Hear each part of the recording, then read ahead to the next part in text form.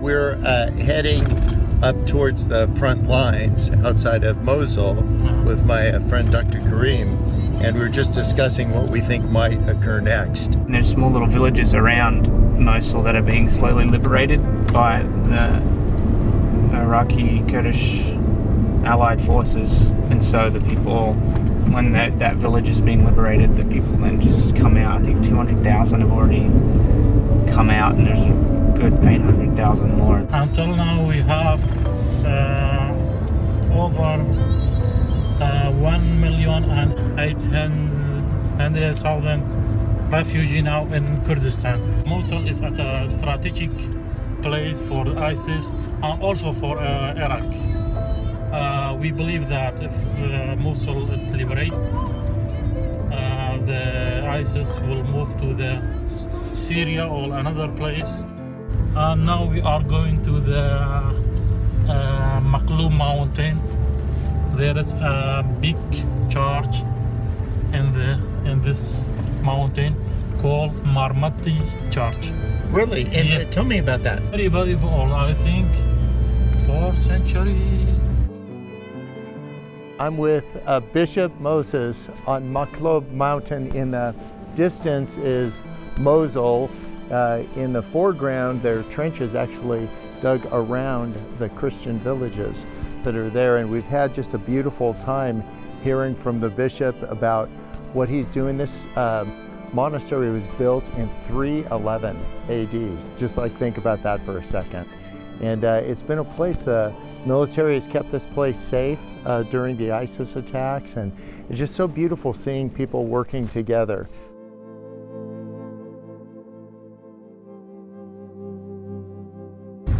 Okay, so we're now on a road heading towards the front line. Can you tell us where are we going? Now we are going to the Bashika mountain, which there is a lot of Peshmerga. It is a last final line between us and the... So this would be the front lines Yeah, here. it's a front line. And we're going up to visit. You have a couple brothers. One's in Sinjar region Yeah. as a general there. Yeah, in Sinjar. And who will we be seeing today? Today we will see another general. He is also my relative. We are at the front lines, as they call them. This is in a village called Bashika, and you can actually see areas that ISIS has taken over. It's all black because they'll take over a town, and when they leave, they spill the oil and just burn everything. So there's just spots out on the desert that are just blackened. So we're just on the very edge of it, and this is where the army is camped out. We came just to kind of talk to some of the generals and just get an update of what's going on, and also just to encourage them and thank them for what they're doing. So we just had a little award ceremony with some medals, which is really fun, and just kind of thank them for keeping everyone safe. They're risking their lives out here, and they are just so strong and courageous.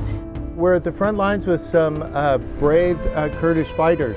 This is the line that separates Kurdistan from where ISIS is right now, and these men are protecting their country, and it's just so beautiful to see. So just outside the tents are sandbags, and then just on the adjoining hill is where ISIS is. And this is the barrier, this is the iron wall that they're not getting through.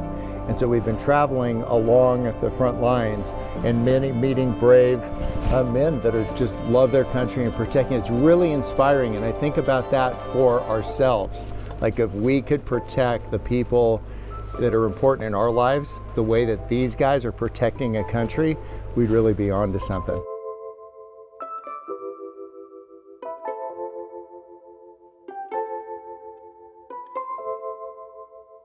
We started working in Iraq a couple of years ago, and just to help out with the refugee crisis that was going on. What we found is that one of the biggest ways that we could help is to start a school. The refugee kids that come into this area, a lot of times they're pulled out of school and then they just don't have an opportunity to continue. We worked with a few people on the ground here that have been working in this area for years and are really knowledgeable. And with them, we decided to open a school for these refugee kids. There's a ton of different ways that you can help, and the exciting thing for us is to see how much of an impact we can make with just a small amount of resources investing in this area, because the people here aren't asking for handouts. They just really want us to come alongside them and work with them. And so what we can do is put the tools in their hands, start a school, get their kids in classes, and they'll kind of take it from there. Our hope for this area is that if we can invest some resources and energy into these people, that they wouldn't have their entire lives disrupted by what's going on, that hopefully love and peace and justice would win over fear. We've seen that it takes a lot of effort to make that happen, but it's definitely doable.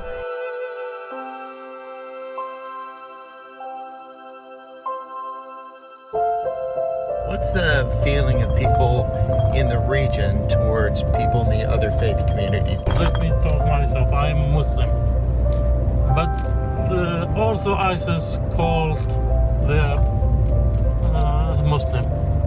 Can you compare between me and them, Mr. Bob? Never. I've seen you at work. I've seen how you love people. So I want to tell for the world, they are not Muslim. They are just a terrorism. We love Christian people. We love Yazidi people. I think we proved that for all the world. Yeah. I think you are here, you saw us with the refugee. Yes, that's it. Because I've seen you in action. People say many things, but I've seen what you do, because I've seen you when the bulldozers come in to make new camps for the refugees, and I've seen you on the side with a big smile, and I've seen the school that you built, and like how proud you are of that. So that's sometimes it seems like some people have a lot of opinions and words, and then there's the people that you meet that just do it. And that idea of loving your neighbor, you've got that one. Thank you very much. When we expect the liberation of Mosul, also 100,000 another refugee that came to Kurdistan. So I think it's overload for us. So we ask Bob Gaff, we send a message for the world to help us, because it is over our our ability.